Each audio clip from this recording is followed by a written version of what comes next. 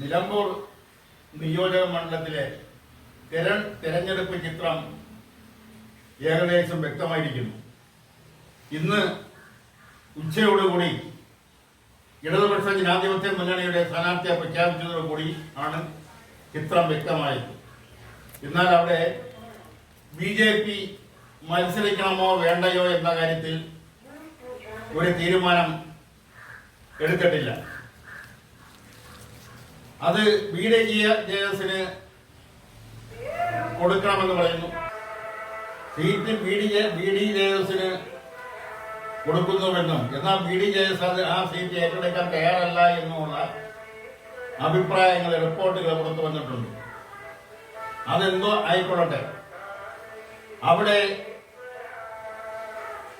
ഐക്യജനാധിപത്യ മുന്നണിയുടെ സ്ഥാനാർത്ഥിയായി കോൺഗ്രസിന്റെ ആര്യാടൻ ഷൗക്കത്തും ഇടതുപക്ഷ ജനാധിപത്യ മുന്നണിയുടെ സ്ഥാനാർത്ഥിയായി CPIM-ലെ സ്വരാജും രംഗത്തിറങ്ങിക്കഴിഞ്ഞു. വളരെ നേരത്തെ ആര്യാടൻ ഷൗക്കത്ത് രംഗത്തിറങ്ങി. സ്ഥാനാർത്ഥിയെ പ്രഖ്യാപിക്കുന്നത് വൈകിയത് കൊണ്ടാണ് സ്വരാജ് രംഗത്തിറങ്ങാൻ താമസിച്ചത്. ഈ നിലമ്പൂർ നിയോജകമണ്ഡലത്തിന് ഒരു രാഷ്ട്രീയമായി രക്തപങ്കിലമായ ഒരു ചരിത്രമുണ്ട്. ആ ചരിത്രം എന്ന് പറയുന്നത് നിലമ്പൂരിലെ ആദ്യത്തെ MLA K. കുഞ്ഞാലി, അദ്ദേഹം MLA ആയിരിക്കുമ്പോൾ തന്നെയാണ് കൊല്ലപ്പെട്ടത്. കേരള ചരിത്രത്തിൽ ആദ്യമായിട്ടാണ് ഒരു MLA വധിക്കപ്പെടുന്നത്. വെടിവെച്ച് കൊല്ലുകയാണ് ചെയ്തത്. ആ കൊലക്കേസിലെ 6-മത്തെയോ 7-മത്തെയോ പ്രതിയാണ് ഇന്നത്തെ അവിടുത്തെ UDF-ന്റെ സ്ഥാനാർത്ഥി ആര്യാടൻ ഷൗക്കത്തിന്റെ പിതാവ് ആര്യാടൻ മുഹമ്മദ്. അങ്ങനെ ഒരു രക്തപങ്കിലമായ ഒരു ചരിത്രം ആ നിയോജക മണ്ഡലത്തിനുണ്ട്.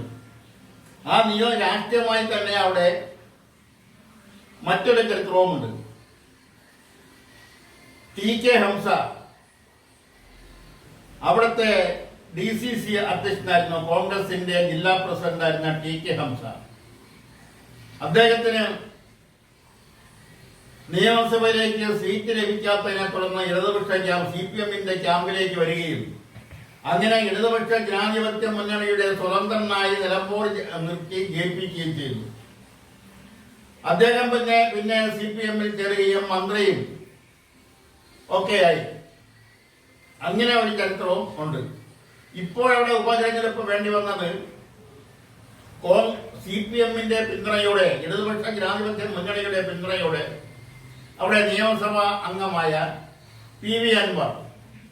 ആ PV അൻവർ ഇടതുപക്ഷ ജനാധിപത്യ മുന്നണിയുടെ ജനാധിപത്യ മുന്നണിയിൽ നിന്ന് വിജയിച്ച് നിയമസഭാ അംഗത്വമായ ആ നിയമസഭാ അംഗത്വം രാജിവെച്ചു. അദ്ദേഹം ഇടതുപക്ഷ ജനാധിപത്യ മുന്നണിയുമായിട്ടുള്ള ബന്ധം വിച്ഛേദിച്ചു. അങ്ങനെയാണ് അവിടെ ഉപതെരഞ്ഞെടുപ്പ് വേണ്ടി വന്നത്.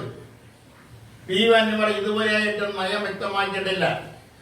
അദ്ദേഹം UDF-നോടൊപ്പം നിൽക്കുന്നോ അതല്ലേ പ്രത്യേകം നിൽക്കുന്നോ എന്നതിനെ കുറിച്ച് ഒരു വ്യക്തത ഇനിയും ജനങ്ങളുടെ മുന്നിൽ അവതരിപ്പിക്കാൻ കഴിഞ്ഞിട്ടില്ല. ഇങ്ങനെയെല്ലാമുള്ള രാഷ്ട്രീയ സംഘർഷം, രാഷ്ട്രീയ അനിശ്ചിതത്വം നിലനിൽക്കുന്ന സാഹചര്യത്തിലാണ് നമ്മുടെ ആര്യാടൻ ഷൗക്കത്തും സ്വരാജും തമ്മിൽ ഏറ്റുമുട്ടുന്നത്. ഇവിടെ ആര് ജയിക്കും ആര് പരാജയപ്പെടും എന്ന കാര്യമല്ല. തെരഞ്ഞെടുപ്പ് കഴിഞ്ഞ് ഒരുപക്ഷെ ബാലറ്റ് പേപ്പർ എണ്ണി കഴിയുന്നതുവരെ കാത്തിരിക്കേണ്ടി വരും. ഇരുവർക്കും ആ മണ്ഡലത്തിൽ സ്വാധീനമുള്ളവരാണ്, ആ മണ്ഡലത്തിലുള്ളവരാണ്, ആ മണ്ഡലത്തിൽ ജനിച്ചു വളർന്നവരാണ് ഇരു സ്ഥാനാർത്ഥികൾ. രണ്ടു കൂട്ടർക്കും അവരുടേതായ വ്യക്തിത്വങ്ങളും വ്യക്തിപരമായ സ്വാധീനങ്ങളും എല്ലാം ആ മണ്ഡലത്തിലുണ്ട്.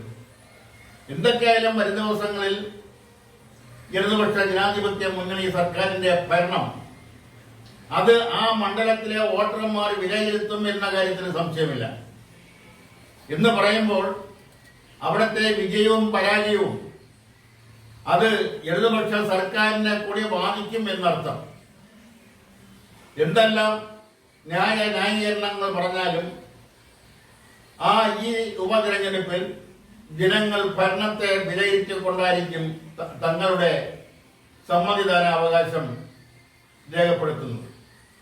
അങ്ങനെ രേഖപ്പെടുത്തുന്ന സമ്മതിദാനാവകാശം സർക്കാരിനെ നിയന്ത്രിക്കുന്ന അല്ലെങ്കിൽ ഇടതുപക്ഷ ജനാധിപത്യ മുന്നണിയുടെ സ്ഥാനാർത്ഥിക്കാണോ, അതല്ല പ്രതിപക്ഷത്ത് ഇരിക്കുന്ന കഴിഞ്ഞ 9 വർഷമായി പ്രതിപക്ഷത്തിരിക്കുകയാണ് കോൺഗ്രസും ആ കോൺഗ്രസ് നേതൃത്വം കൊടുക്കുന്ന ഐക്യ ജനാധിപത്യ മുന്നണി. അത് പ്രതിപക്ഷത്തെ ആണോ വിലയിരുത്തുന്നത്, അതല്ല ഭരണപക്ഷത്തെയാണോ വിലയിരുത്തുന്നതെന്ന് ഫലം വരുന്നവരെ കാത്തിരിക്കേണ്ടി വരും. രണ്ടുപേരും, 2 സ്ഥാനാർത്ഥികളും ചെറുപ്പക്കാരാണ്. മാത്രവുമല്ല ആ നിയോജക മണ്ഡലത്തിൽ ജനിച്ച് വളർന്നവരാണ് ഇരുവരും. രാഷ്ട്രീയ പ്രവർത്തനം നടത്തി സ്വന്തം നാട്ടിൽ നിന്ന് നടത്തി വളർന്ന് വന്നവരാണ്. അതുകൊണ്ട് അവരുടെ ജനങ്ങളുടെ ഇടയിലുള്ള സ്വാധീനം അത് എത്രത്തോളം വോട്ടായി മാറും എന്നുള്ളതെല്ലാം തിരഞ്ഞെടുപ്പ് ഫലം വരുന്നതുവരെ കാത്തിരിക്കേണ്ടി വരും.